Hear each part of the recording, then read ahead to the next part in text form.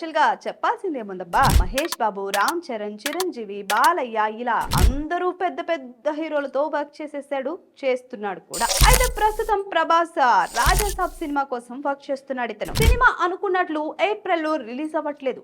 So అందుకే అంతకు ముందు కంపోజ్ చేసిన సాంగ్స్ తీసేసి మళ్ళీ ఫ్రెష్ గా కంపోజ్ చేస్తున్నాడంట తమన్.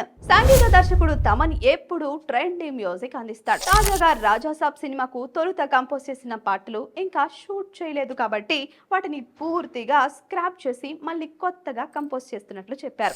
ఇది పాటల్లో వైబ్ కాపాడటానికి మంచి నిర్ణయమే అయినా దీనికి మరొక రీజన్ కూడా ఉంది. ఇక తమన్ మాట్లాడుతూ, ఓ సినిమా కోసం ఆడియో లెబెల్స్ 30 నుంచి 40 కోట్ల రూపాయలు ఇన్వెస్ట్ చేస్తే సంగీత దర్శకుడిగా నా బాధ్యత నా బెస్ట్ ఇవ్వడం, అది కూడా ప్రభాస్ సినిమా అంటే ఇంకా గొప్ప స్థాయిలో పనిచేయాలి. రాజాసాబ్ కోసం కొన్ని పాటలు మేము కంపోజ్ చేశాం, అయితే అవి షూట్ చేయకపోవడంతో అవి ఇప్పుడు అంత ఫ్రెష్ గా అనిపించడం లేదు. అందుకే వాటిని మార్చి మళ్ళీ కొత్త పాటలు కంపోజ్ చేస్తున్నామని తెలిపారు.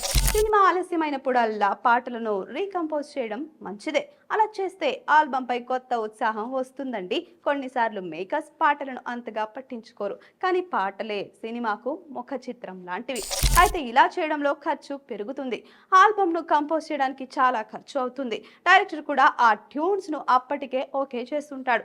అసలైన మంచి పాటలు ఎప్పటికీ ఫ్రెష్ గానే ఉంటాయి. ఇప్పటికీ మనం పాత పాటలు వినడమే ఇందుకు నిదర్శనం. ఒక పాటను మారిస్తే సరే, కానీ మొత్తం ఆల్బమ్ ని మార్చడం హిట్ అవుతుందని చెప్పలేం. అయితే తమన్ దీని వెనుక ఓ యూనిక్ ఐడియా ఖచ్చితంగా పెట్టుకున్నాడు. చివరికి ఏది ఏమైనా మంచి కంటెంట్ అందించడమే ముఖ్యమైంది.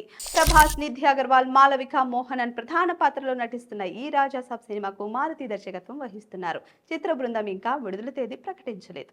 Please subscribe to the channel and download the Politicos app from the links in the description.